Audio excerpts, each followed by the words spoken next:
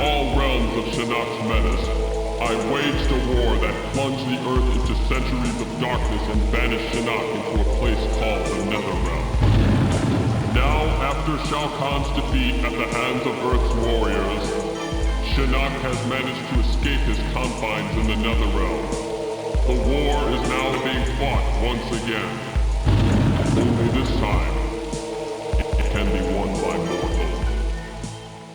Hello and welcome to Battle of the Ports, and the game I really did not have much fun with.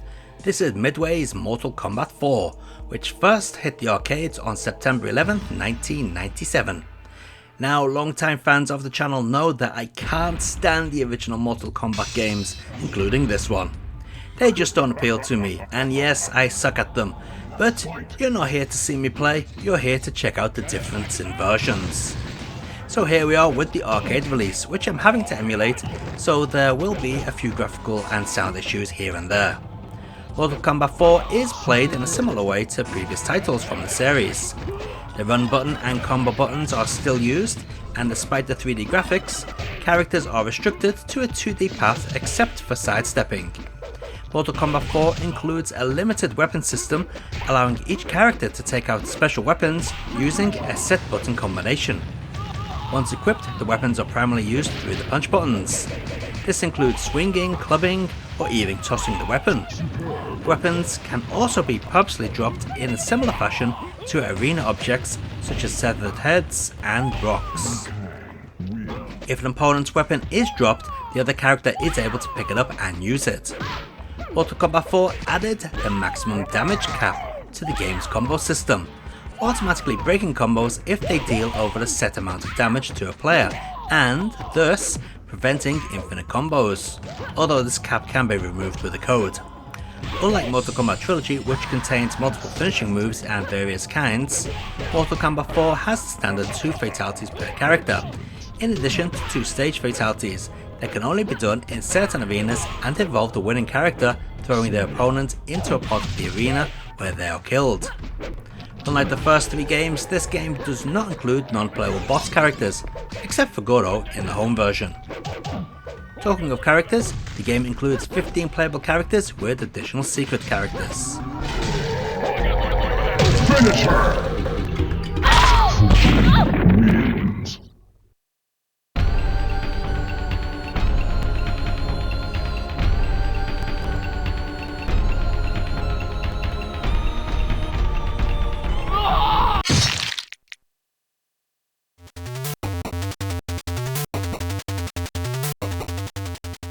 For the first part, we'll take a look at Digital Eclipse's Gameboy Colour release.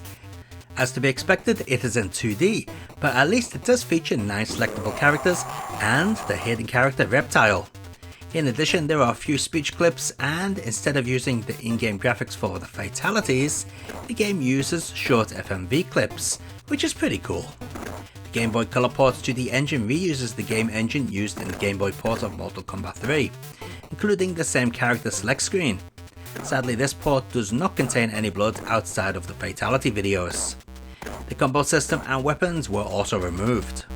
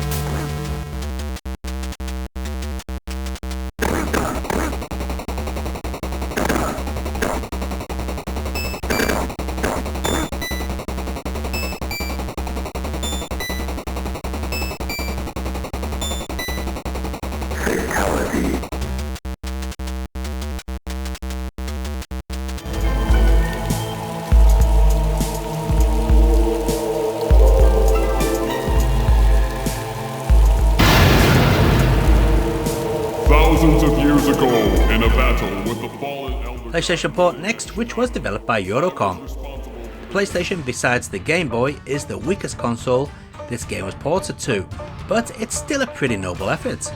Sure, the graphics may be a bit thin looking and everything including the 2D areas has that horrible mesh over it, and yes, the polygons do warp, but still, it plays well and that's what's important. Sadly, the opening isn't in real time. Eurocom copped out and went for the pre-rendered intro.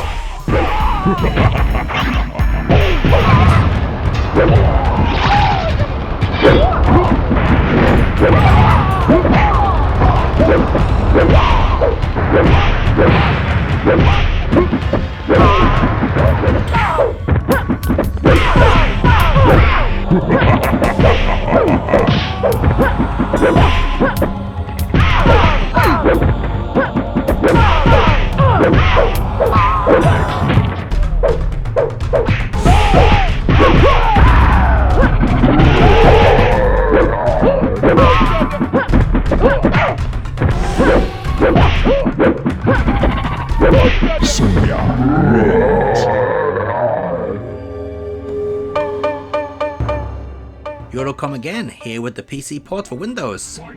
This version is 100% based upon the PlayStation port. In fact, you could say it was the PlayStation game, but running at a much higher resolution. This PC version still has the same warping flaws and polygon glitching that is found in the PlayStation version. It also follows that version's camera angles rather than those of the arcade game. Still, as with the PlayStation release, this plays really well. I just wish it was a port of the arcade and not the PlayStation.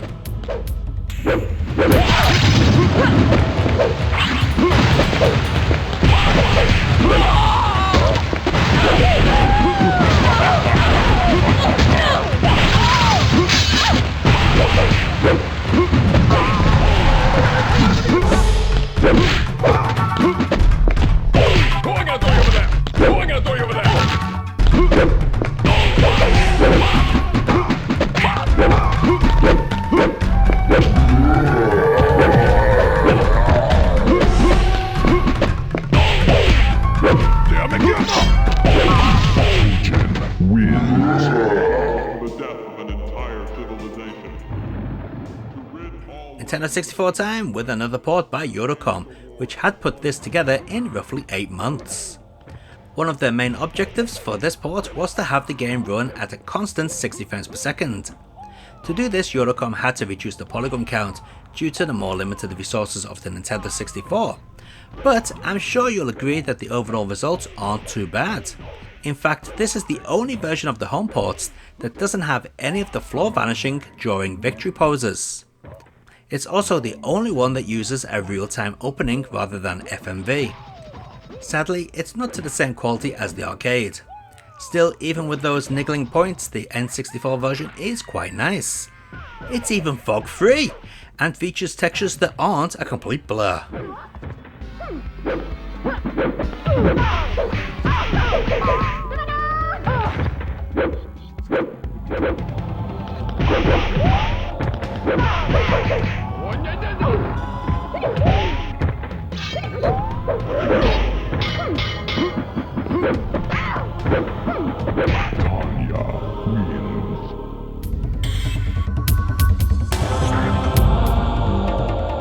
Eurocom once again with a port, but this time to the Dreamcast with Mortal Kombat Gold, which is basically Mortal Kombat 4 with some extras.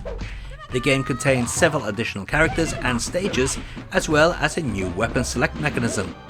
But just like all the other Eurocom ports, this is based upon the PlayStation version, and therefore has all the same issues when it comes to the camera moving through walls and parts of the floor vanishing during victory poses.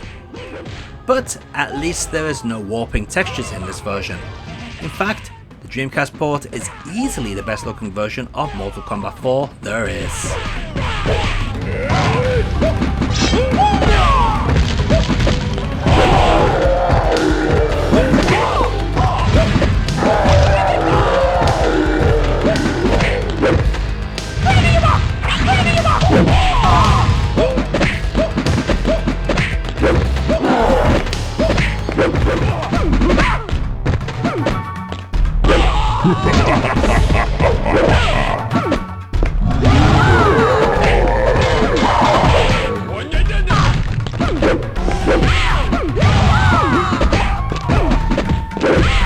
And let's take a look at all those versions of Mortal Kombat 4 running side by side.